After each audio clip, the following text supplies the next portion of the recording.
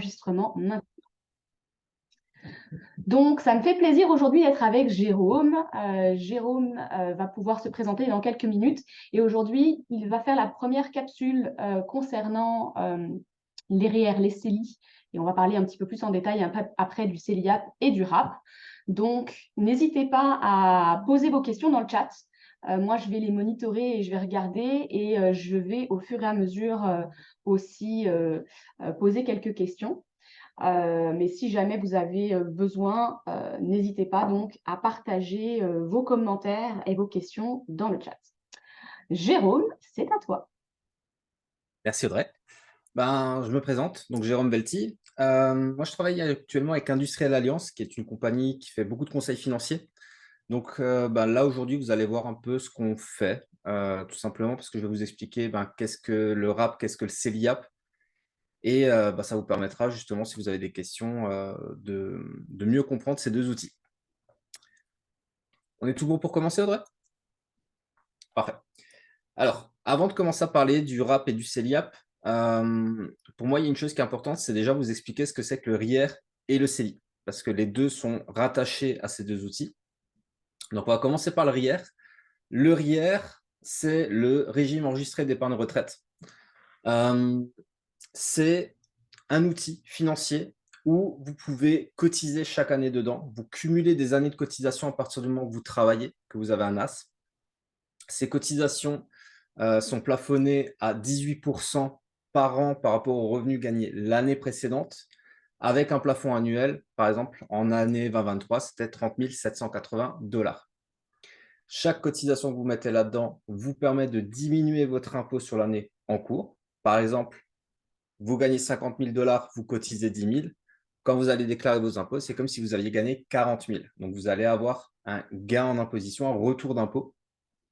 Par contre, il faut faire attention parce que c'est de l'impôt qui est différé. C'est-à-dire que le jour où vous allez sortir l'argent du RIER, c'est comme si vous allez faire un gain. Donc, le jour où vous sortez ces 10 000 $ du RIER, on rajoute 10 000 $ sur vos revenus. Le principe avec le RIER, c'est que le gouvernement part du principe qu'aujourd'hui, vous cotisez dedans parce que vous gagnez de l'argent. Le jour où vous êtes à la retraite, normalement, vous gagnez moins. Donc, quand vous le sortez, vous paierez toujours moins d'impôts que quand vous avez cotisé. C'est pour ça que la sortie, par exemple, d'argent, justement, sur le RIER est plus complexe parce que quand vous le sortez, vous avez ce rajout sur les revenus et vous perdez également les cotisations RIER quand vous le sortez. C'est-à-dire que si maintenant vous sortez ces 10 000 $ aujourd'hui, vous perdez ces 10 000 $ de cotisation, alors que si vous les laissez dedans, chaque année, vous continuez d'avoir des cotisations qui se cumulent.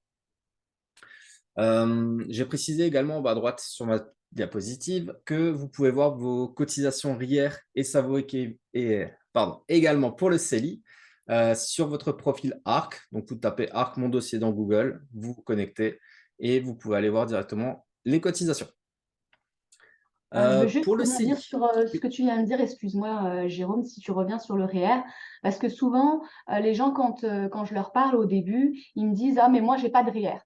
Alors souvent, je crois qu'ils ont tendance à confondre le fait qu'ils ont cotisé un REER et le fait qu'il y a de la place non utilisée dans les REER, justement. Donc, c'est pour ça que c'est intéressant, en effet, ce que tu mentionnais sur le profil de l'ARC, d'aller vérifier non seulement combien vous avez déjà cotisé, mais aussi combien est-ce qu'il vous reste de place disponible dans les tout à REER fait. à un instant T.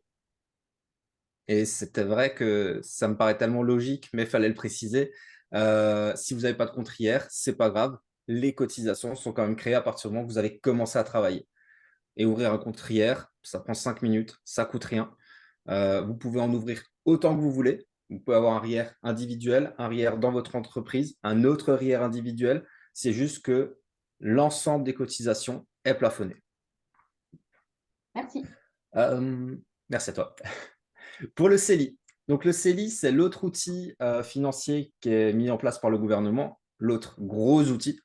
Donc c'est le compte d'épargne libre d'impôt. Compte d'épargne libre d'impôt, je vais commencer de suite par reprendre ce que tu disais tantôt, Audrey. C'est pareil que le RIER. Vous en avez tous droit à des cotisations à partir du moment que vous avez commencé à travailler, même si vous n'avez pas ouvert de CELI. L'ouverture d'un compte CELI, c'est tout simplement un compte épargne où chaque intérêt que vous allez cumuler là-dedans ne va pas être imposable. Tout est dans le nom, c'est un compte d'épargne libre d'impôt. L'avantage avec ça, c'est que certes, les cotisations que je mets dedans ne sont pas déductibles des impôts. Par contre, si je fais du 5% par an d'intérêt pendant 20 ans, ça me fait une belle somme à la fin. Le jour où je vais retirer cet argent-là, il n'y a rien qui est imposable. Le gros avantage du CELI également, c'est que c'est totalement accessible. Un CELI, vous voulez retirer l'argent, vous voulez le remettre, vous pouvez faire ça autant de fois que vous voulez. La seule limite, j'ai envie de dire, qu'il y a, c'est les cotisations annuelles. Je prends l'exemple, par exemple, cette année, en 2023, c'était 6 500 $ de plafond pour l'année 2023. Les cotisations utilisées s'accumulent avec les années. Ça fait 2 ans que vous êtes là, c'était 6 500 également l'année dernière, il me semble. Donc, ça vous fait aujourd'hui 13 000 $ de cotisation. Et la seule limitation qu'il y a autre encore, c'est que si vous retirez de l'argent, donc par exemple, vous êtes arrivé cette année au Québec, vous avez vos 6 500 de droits, vous retirez 5 000 là-dessus, vous ne pourrez pas de suite mettre les 5 000, il faudra attendre le 1er janvier pour récupérer les cotisations enlevées. Mais vous les récupérez contrairement au RIER. Donc c'est un compte. Souvent, que ce soit des Québécois ou des immigrés, on va vous dire oui, mais si je mets là-dedans, c'est bloqué. Ce n'est pas du tout bloqué, vous pouvez le retirer comme vous voulez. Ça, c'est très, très important. Quelque chose à dire, Audrey, que j'ai oublié? Non, mais j'ai juste une précision pour à la fois pour le REER et pour le CELI. On a souvent des questions qui sont, mais est-ce que j'y ai droit en tant que nouvel arrivant, en tant que permis de travail, permis d'études, etc. Parce qu'on a souvent une confusion à la fois dans les institutions bancaires et à la fois du côté finalement des bénéficiaires de la différence entre le résident permanent et le résident fiscal. Il faut vraiment faire la différence entre les deux parce que ici, vous avez le droit à ces comptes-là à partir du moment où vous vivez et vous travaillez en fait au Canada. Donc oui, vous êtes éligible à ouvrir ces deux éléments-là, peu importe le permis sur lequel vous êtes, évidemment, pas un visa de vacances là, mais si vous avez un permis de travail ou un permis d'études qui est donc assorti d'un permis de travail, vous avez le droit de cotiser dans ces deux véhicules. En fin de compte, il faut juste le NAS. C'est ça. C'est à partir du moment où vous avez votre numéro de NAS, vous pouvez ouvrir que ce soit le CELI ou le RIER. Maintenant, on va parler justement du sujet du CELIAP. Donc, pourquoi je voulais parler d'abord du RIER et du CELI? Parce que tout simplement, le CELIAP, c'est le nouvel outil financier qu'a mis en place le gouvernement cette année. Je pense que si vous êtes sur les réseaux sociaux, vous en avez entendu parler, y compris à la télé. On en a entendu parler partout. Donc, le CELIAP, c'est quoi? C'est tout simplement un mélange des avantages du RIER et des avantages du CELI. Avant de continuer, je tiens de suite à préciser que ça ne touchera ni à vos cotisations CELI, ni à vos cotisations RIER. C'est vraiment un outil à part qui s'ajoute à ces outils-là.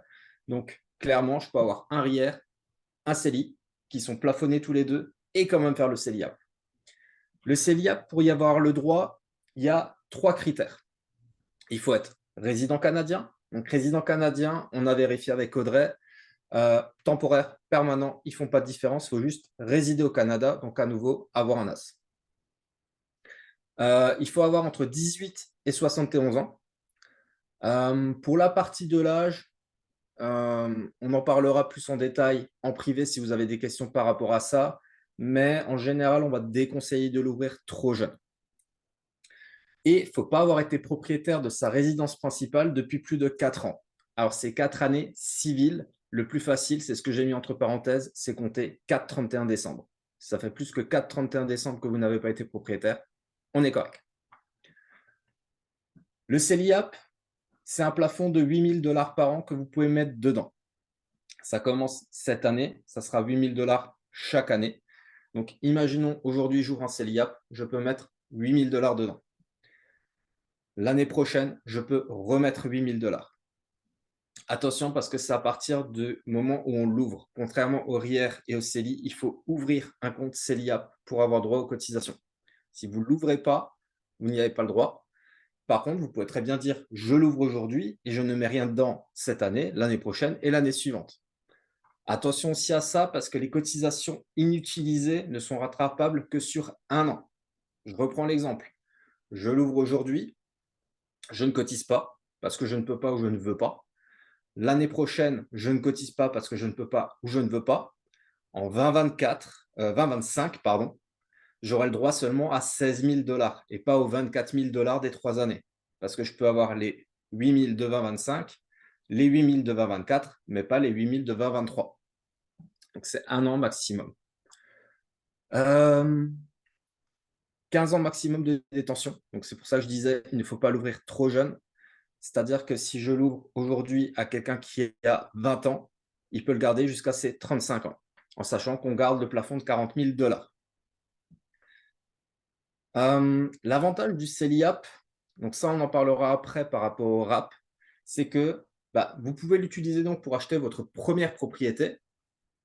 Je prends l'exemple, j'ai mis 40 000 dollars dedans, j'achète ma première propriété, je sors les 40 000 dollars, je ne paye toujours pas d'impôt sur les intérêts qui ont été générés. Les 40 000 dollars m'ont permis de déduire de mes revenus 40 000 dollars en tout. Donc, à chaque fois que j'ai mis de l'argent dedans, on déduit de ses revenus.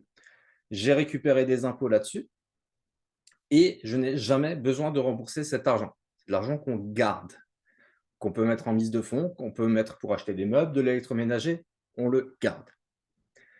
Si au bout de 15 ans, il n'est pas utilisé, la somme qui est à l'intérieur peut être transférée sans problème vers le RIER.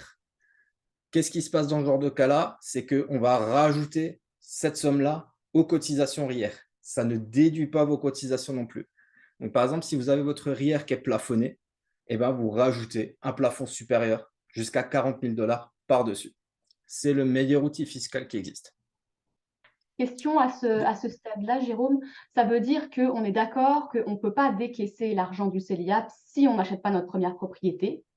C'est ça. Donc, c'est soit l'un, soit l'autre. Soit je décaisse pour acheter ma première propriété, enfin, dans le cadre de l'achat de ma première propriété, soit je le transfère vers mes REER. Est-ce que j'ai la Tout à possibilité fait. de le transférer vers les REER avant les 15 ans si finalement je décide de ne pas acheter ma première propriété?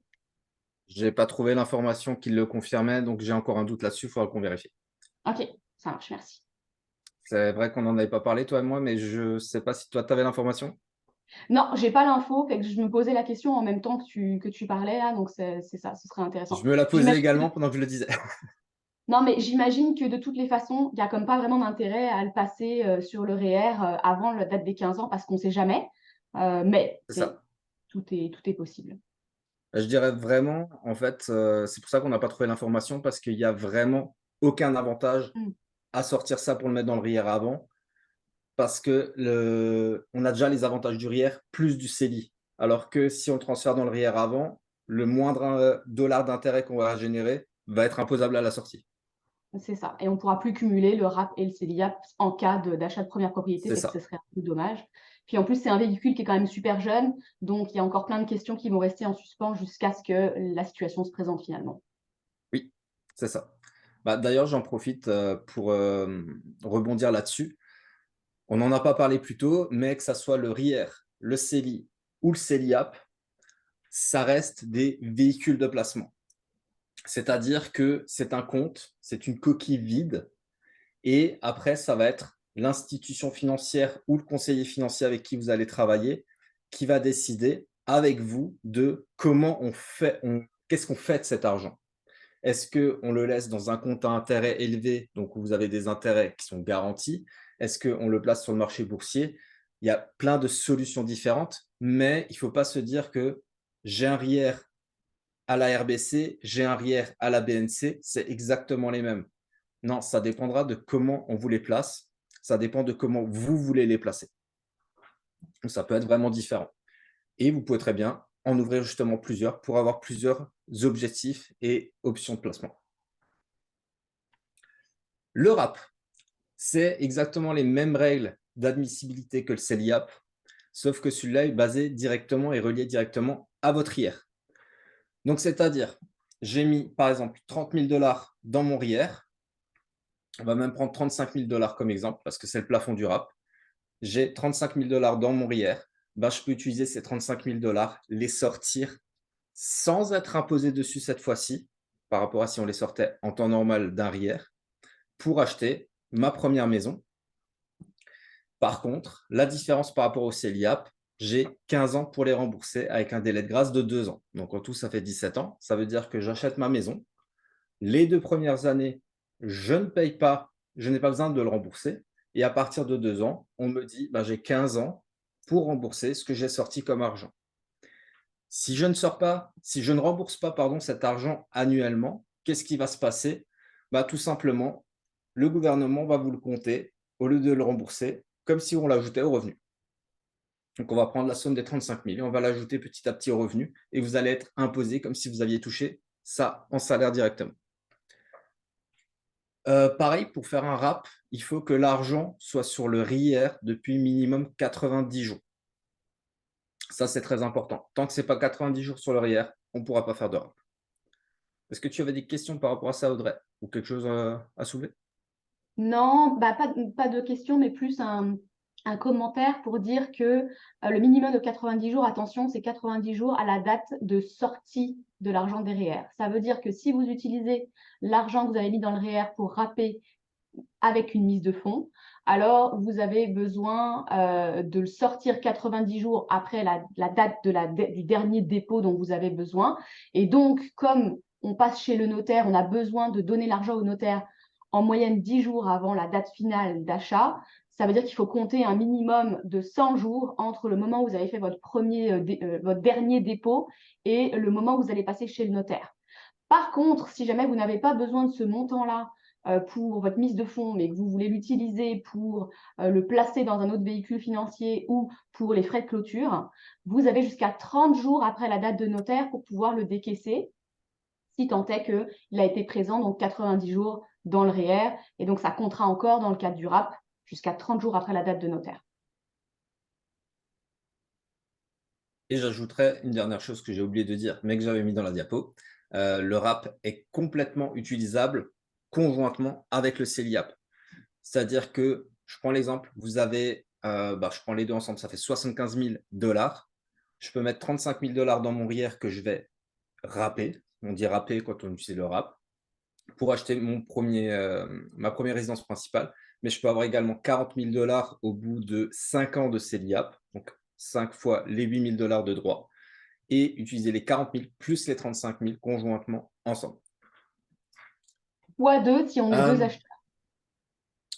Et deux fois également, fois 2, donc si on est 2 acheteurs. En sachant que pour le RAP, petite précision qui ne fonctionne pas avec le CELIAP, vous pouvez également faire un RAP si vous avez divorcé depuis plus de 90 jours. Donc, il n'y a plus vous n'êtes pas propriétaire depuis 4 ans. C'est une exception à la règle uniquement pour le RAP. Donc, vous pouvez nouveau rapper au bout de 90 jours de divorce. Oui, alors en cas de Séparation de corps même. séparation, c'est ça ce que j'allais dire, il faut que la séparation soit effectivement déclarée officiellement et elle devient officielle en effet au bout de 90 jours. Donc, c'est ça la raison du 90 jours, c'est qu'on officialise une séparation entre le moment où elle a été déclarée et 90 jours après. Donc, à ce moment-là, effectivement, on a l'exception qui rentre en ligne de compte. C'est ça. Dernière chose, il est aussi possible, par vos institutions financières respectives, de demander des prêts CELIAP et des prêts RIER. C'est-à-dire que vous allez demander un prêt pour l'injecter dans le CELIAP et on peut demander la même chose, donc un prêt pour l'injecter directement dans le RIER. Qu'est-ce que ça permet? Ça permet tout simplement de créer la mise de fonds pour faire un achat. On ne va pas s'attarder dessus parce que ça va dépendre de chaque profil. Donc, ça sera pareil, ça sera en privé quand on regardera ça si vous avez des questions avec Audrey ou moi-même.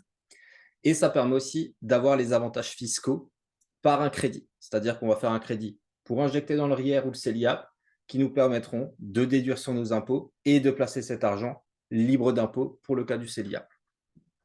À préciser, on va probablement prévoir une autre capsule avec Jérôme, vraiment plus particulièrement là-dessus, parce que c'est un sujet à part entière qui est extrêmement complexe. Mais si vous avez des questions personnelles avant, comme Jérôme l'a dit, n'hésitez pas à le contacter ou nous contacter tous les deux en même temps pour savoir si ça s'applique à votre situation personnelle. Merci. Donc, Donc, merci Jérôme. Écoute, c'était hyper complet, hyper intéressant pour tout le monde qui nous regardait en différé ou en live. Vous voyez ici les coordonnées de Jérôme. Donc, si vous avez des questions spécifiques, n'hésitez pas à le contacter. Prenez-le en note. Et puis, maintenant, si vous avez des questions, ben, le chat est ouvert. Donc, n'hésitez pas à les poser. On va rester là quelques temps juste pour vérifier s'il n'y a pas d'autres questions qui vont venir. Mais en tous les cas, je répète que la conférence est enregistrée, donc elle va être disponible en totalité pour les gens qui sont arrivés en cours de route. Elle sera redéposée sur la page de Jérôme et sur la page du groupe des francophones immigrés au Québec. Et donc, n'hésitez pas à la partager avec d'autres personnes qui vous pensez seraient potentiellement intéressées par en savoir plus, ou alors tout simplement à l'enregistrer pour plus tard, pour avoir encore une fois les coordonnées de Jérôme, si jamais vous voulez le contacter et pour avoir un peu plus de détails. Écoute, Jérôme, j'ai l'impression qu'il n'y a pas de questions. Je pense que c'est parce que tu as été extrêmement clair, hein. Donc, on n'a c'est pas de parfait. questions dans le chat. Donc, à ce moment-là, s'il n'y a pas d'autres questions, on va vous laisser aller. Et puis, ben, n'hésitez pas à nous recontacter si jamais vous avez d'autres questions qui vous viennent a posteriori. Merci tout le monde. Bye bye. Bye bye.